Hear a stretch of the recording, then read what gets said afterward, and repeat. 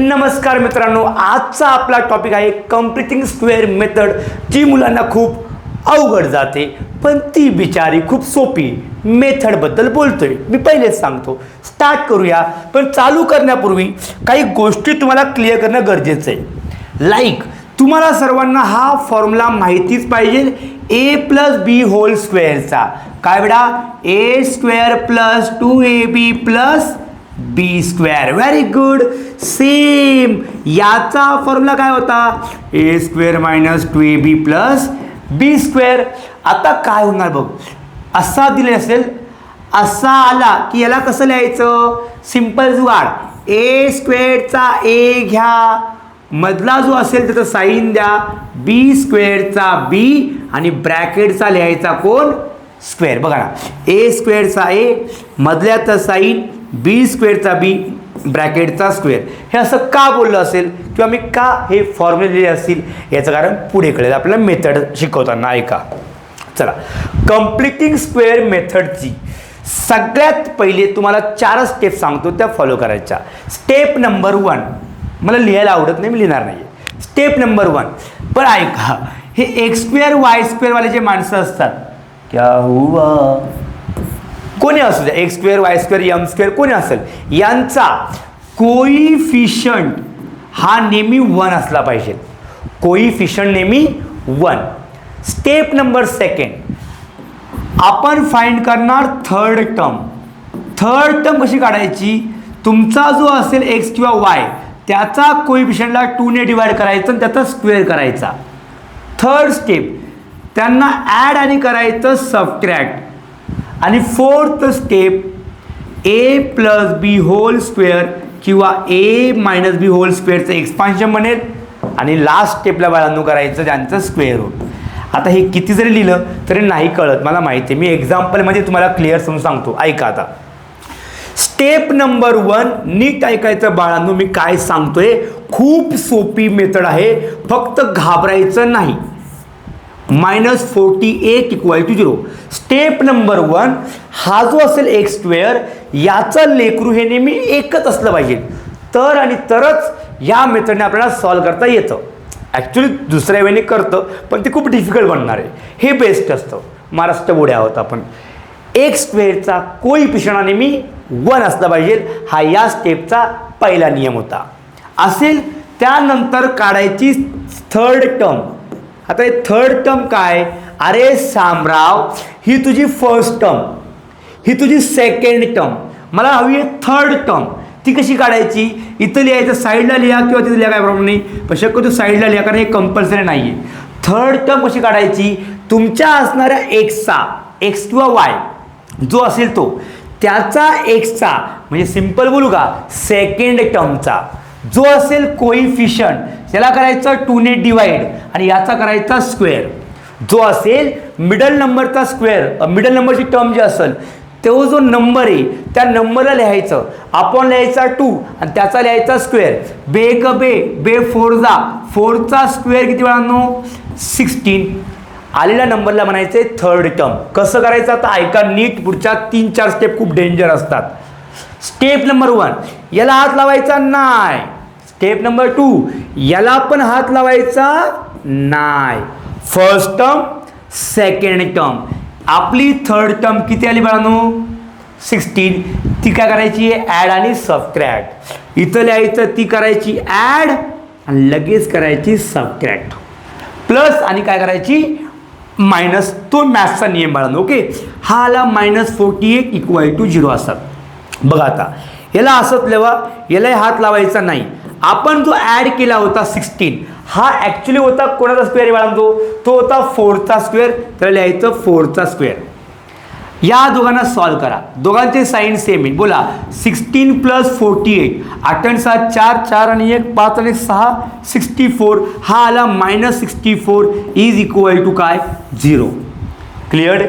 आता हे बघ, हे जे बनलं हे काय होतं, तर हा फॉर्म्युला बघ, a square 2ab plus B square किंवा a square minus 2ab plus B square. मग याला असं कसं लिहायचं बाळांनो, तर काय करायचं, मी बोललो ए स्क्वेअरचा ए घ्या, मधल्यात साईन बी स्क्वेअरचा बी आणि ब्रॅकेटचा लिहायचा काय स्क्वेअर. बघा इथे सोन्यांनो, एक्स स्क्वेअरला लिहायचा एक्स, मधल्यात साईन 4 स्क्वेअरचा याच्याकडे पाहायचंच नाही आपल्याला. ओके, ब्रॅकेटचा स्क्वेअर हा होता मायनस, त्याला पाठव पलीकडे तो होईल बेटा प्लस. करेक्ट आहे. आता ऐका पुढं, सॉरी जाऊया पुढच्या स्लाइड चला. हां ओके, सो एक्स प्लस 4 त्याचा स्क्वेअर. एकच मिनिट, एक काम करा, डायरेक्ट घ्या आता स्क्वेअर रूट. चला मग आपण जर बेटा घेतलं square root, taking square root on both side, काय होणार इथे सांगतो, मग पुढे जातो बाळा. तुम्ही काय बघा, हा स्क्वेअर रूट घेतल्यावर हा स्क्वेअर कॅन्सल होणार बेटा. मग हा झाला कॅन्सल. आणि बाळांनो, कोणत्याही नंबरला नेहमी 2 स्क्वेअर रूट असतात, एक असतं प्लस, एक असतं मायनस. 64 हा बाळांनो 8चा स्क्वेअर होता, म्हणजे हे आलं प्लस आणि मायनस 8. अंडरस्टूड. मग बेटा एकदा लिहायचा प्लस, एकदा लिहायचा minus.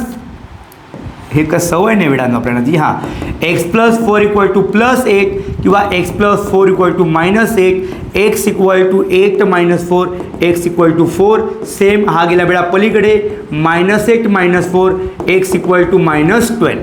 Clear to all of you. ही सिम्पलचं एक्झाम्पल घेतलंय की तुम्हाला मेथड समजावी म्हणून. आता जाऊया मेन क्वेश्चनकडे. अरे कुठे गेला क्वेश्चन. हा आपल्या बुकमधला क्वेश्चन आहे. करू सुरुवात, नीट ऐका बाळांनो. स्टेप नंबर 1 काय होती बे श्यामराव. अय श्यामराव, अरे बोल की रे. ओके, सो गाईज आपली स्टेप नंबर 1 होती, एक्स स्क्वेअरचं लेकरू हे नेहमी 1 असायला पाहिजे. आहे का रे. आहे, लोड घेऊ नको. सेकंड स्टेपकडे जाऊया आता. चला, सो सेकंड स्टेप काय, मग थर्ड टर्म फाइंड करायची. कोणती टर्म. Third term. कशी करायची फाइंड. मिडल नंबर जो असेल, मिडलवाला जो कोणी आपला एक्स आहे, या एक्सचा कोइफिशियंट होता 1. किती होता 1. या 1ला करायचं 2 ने डिवाइड आणि याचा करायचा स्क्वेअर. 1/2चा स्क्वेअर बेटा होतो 1/4. मी परत सांगतोय, हे लिहिणं कंपल्सरी नसतं एक्झाममध्ये. तुम्हाला फक्त ही टर्म फाइंड करणं महत्त्वाचं आहे. ती आली कोण बेटा 1/4. मग ही आलेली थर्ड टर्म, ही आपली बेटा कोणती टर्म होती. First term. ही आपली कोणती आहे. Second term. ही आलेली थर्ड टर्म. एकदा करायची प्लस आणि एकदा करायची मायनस इक्वल टू 0. सॉरी, -20 आहे ना बाप्पा अजून, इक्वल टू 0. क्लिअर. पुढची स्टेप आहे, याला काहीच करायचं नाही, याला काही करायचं नाही. आपण जी थर्ड टर्म आणली होती ही ॲक्च्युली याचा स्क्वेअर आहे. कोणाचा. 1/2 त्याचा स्क्वेअर होता आणि -1/4 -20. याला जर सॉल्व केलं असतं तर बेस सेम करा. हा -1 असाच, हे -1 असत. 4 × 20 80/4 म्हणजे बेटा -81/4. म्हणजेच राजांनो हा आला -81/4 इक्वल टू 0. करेक्ट आहे. चला नेक्स्ट, हा आपला फॉर्म्युला कोणता. ए स्क्वेअर मध्ये प्लस आहे, सो 2ab + b² म्हणजे काय रे बापू. ए प्लस बी ब्रॅकेटचा स्क्वेअर. मग सांग तू आता, ए म्हणजे कोण आपला एक्स, प्लस दिलं, शेवटी कोण बेटा 1/2 लिहायचा, त्याचा लिहायचा स्क्वेअर आणि याला पाठवायचं पलीकडे. हा बनणार +81/4. आणि लास्ट स्टेप काय रे बाळांनो, मग घ्यायचं स्क्वेअर रूट. आपण जर घेतलं बेटांनो square root, taking square root, तर काय होणार. हा स्क्वेअर कॅन्सल होणार. एक्स प्लस 1/2 इक्वल टू कोणत्याही नंबरला नेहमी 2 असतात स्क्वेअर रूट. एक लिहायचा प्लस, एक असतो मायनस. 81चं स्क्वेअर रूट 9 आणि 4चं स्क्वेअर रूट 2. आता बघ बाळा, नीट ऐकशील, हा +1/2 पाठवायचा पलीकडे. कसा. हे असं लिहायचं नाही, हा मल्टिप्लाय होणार नाही. ही एक पूर्ण टर्म आहे आपली, ती पूर्ण टर्म प्लस आहे बेटा.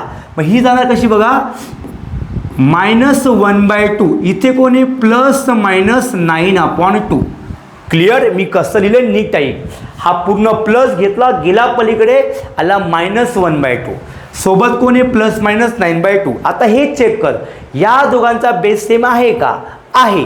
म्हणजे तू याला कसं लिहायचं? हा आला बेस सेम, याच्यावरती कोण आहे बेटा? -1 प्लस -9. आता एकदा घ्यायचा प्लस म्हणजे काय रे बेटा? -1 प्लस 9/2 और एकदा घ्यायचा -1 मायनस 9/2 म्हणजे राजांनो -1 प्लस 9 8/2 x = 4 आणि इथे बेटा -1 मायनस 9 -10/2 दॅट इज x = -5. पुढचं ॲन्सर कसं लिहायचं हे तुम्हाला सर्वांना खूप चांगलं माहिती आहे, मी त्याबद्दल बोलत नाही आहे. माझा मुद्दा होता हे तुम्हाला या सगळ्या स्टेप नीट समजल्या पाहिजे. Is it clear to all of you? अजून आपण थोडेसे 2-3 क्वेश्चन घेऊया जे थोडेसे टफ असतील. चला, हा आपल्या बुकमधला क्वेश्चन आहे. करू सुरुवात, नीट ऐका. थोड्याशा किचकट वाटत असते पण हळूहळू समजून जाईल. बेसिक चांगलं ठेवा बेटा, बघ काही नाही. हे बघा राजांनो, हे होतं आपलं given equation 9y² - 12y + 2 = 0. Completing स्क्वेअरची फर्स्ट स्टेप काय होती? x² किंवा y² यांचा कोइफिशियंट हा नेहमी किती असेल? 1. किती असेल? 1. बोलत जा, नाही तर त्या कमेंटमध्ये टाईप तरी करा, काहीतरी एक करा, बोलत चला. पण शक्यतो इथं किती रे सर? एकच मिनिट. हा, इथे किती होता? 9. पण इथे 1 पाहिजे. मग काय करायचं? इथे जो कोणी नंबर असेल त्याने या इक्वेशनला करायचं डिवाइड. इथं लिहायचं छान, डिवाइड बाय 9. कसं बघ? 9y² -9 -12/9 of y + 2/9 = 0. एक प्रत्येकाला आपण 9 ने डिवाइड केले 2. हा 9 कॅन्सल, राहिला कोण? y² 3. इथे होईल 3 ने डिवाइड. 3 4 = 12, 3 3 = 9, 4/3y + 2/9 = 0. आता बघ, याचा झाला बेटा कोइफिशियंट 1. मग पुढची स्टेप कोण आहे? थर्ड टर्म काढायची. कशी काढायची ते पण नीट ऐका. आता काय होतं, आपल्या मुलांचा बेसिक खूप क्लिअर आहे बाळांनो, म्हणजे क्लिअरली मला हे म्हणायचं आहे. ऐका, थर्ड टर्म, फर्स्ट टर्म ही सेकंड टर्म, वायचा जो असेल कोइफिशियंट साईनसह घ्या किंवा नका घेऊ, आपली मर्जी, मी घेणार नाही आहे. हा 4/3ला 2 ने करायचं डिवाइड आणि याचा करायचा स्क्वेअर. आता ऐक, इथे काय होणार आहे? 4/3 अपॉनला 2 आहे बेटा, तर हा जो 3 आहे सोन्या, हा या 3 या 2ला होतो बाळा मल्टिप्लाय. काय होणार? मल्टिप्लाय. म्हणजे बेटा हे असं बनतं बघ, 4/3 × 2 त्याचा स्क्वेअर. मग बेटा 2 1 = 2, 2 2 = 4, हा बनला बेटा 2/3 त्याचा स्क्वेअर. म्हणजेच काय राजांनो? 4/9. 4/9. आता हा जो नंबर आलाय ही आपली कोणती टर्म आहे? थर्ड टर्म आहे. ही काय करायची? आपल्या इक्वेशनमध्ये प्लस आणि मायनस करायची. असं लिहायची गरज नाही आहे पहिल्यावानी. हां, सो बेटा बघा, हा आली फर्स्ट टर्म, ही आली सेकंड टर्म, ही होती आपली थर्ड टर्म. कोण आहे ती? 4/9. ती आली प्लस, तर मी करणार मायनस, आणि समोर कोण आहे बेटा?